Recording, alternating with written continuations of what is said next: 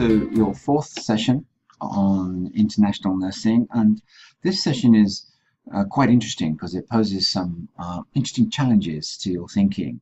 And what we're going to be looking at in the fourth section is complementary medicine and alternative medicine.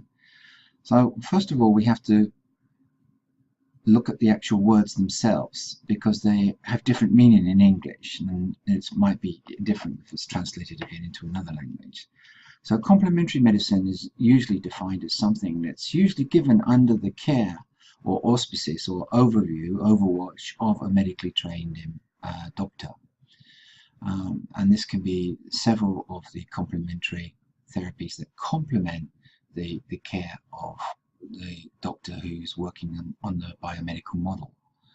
And the other term you see used often is alternative. Now, alternative is exactly that. It's alternative to Western medical interventions.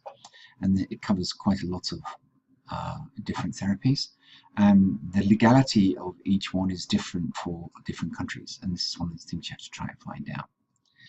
So nursing is looking very closely at complementary therapies or alternative therapies as an add-on or an additional skill set that nurses can learn to acquire as they train and become therapists in different techniques. And this has caused nursing quite a lot of problems in some countries because the nursing qualification is grounded in nursing science, and the best evidence of that is a big question. A lot of nurses are uncomfortable with the use of complementary medicine or alternative medicines. They need to examine that discomfort and asking themselves why.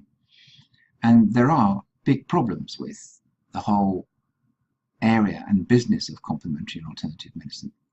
But we mustn't forget that the medical biomedical, whoops, that came out wrong, the medical model is also a business. So what I want you to do, and I hope you've done, if you've done your homework, is look at natural and complementary medicine healing systems within the countries of your choice. And ask yourself, where have these systems evolved from and where are they going to? You need to look at the law, which is very, very important, because a nurse is not supposed to do any harm to his or her patient.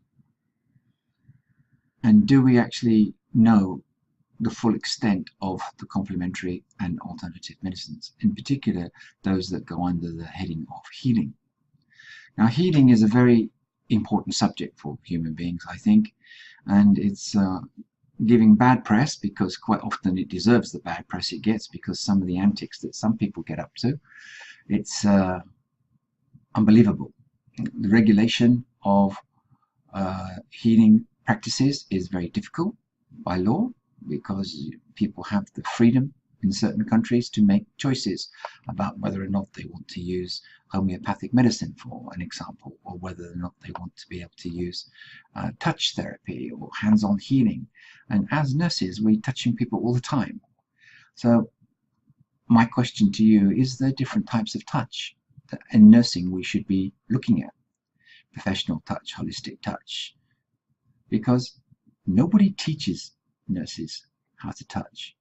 So through touching therapies, we can relieve pain, we can relieve discomfort, and we can promote the body in having a sense of wellness. What do you think about it? Do nursing and healing belong together, or should they be separate? What is folklore, folk healing? Now, if you look at narratives, stories of healing throughout cultures, there's a very good case to be said that certain stories are grounded in fact. My question to you is, could it not be that we at the moment just haven't evolved all the ways of testing the human body and the energetics of healing, it's very difficult to measure. And of course, if science can't measure it, they believe it doesn't exist. So what do you think? How important is it for you within the countries that you're studying? You need to look at the cultural implications of healing practices, complementary and alternative medicine within your country. Is it an option? Should it be an option? How will it be controlled? How will we be able to manage levels of training in training schools and teachers? And what type of evidence will be considered to be best evidence for healing practices in complementary and alternative nursing?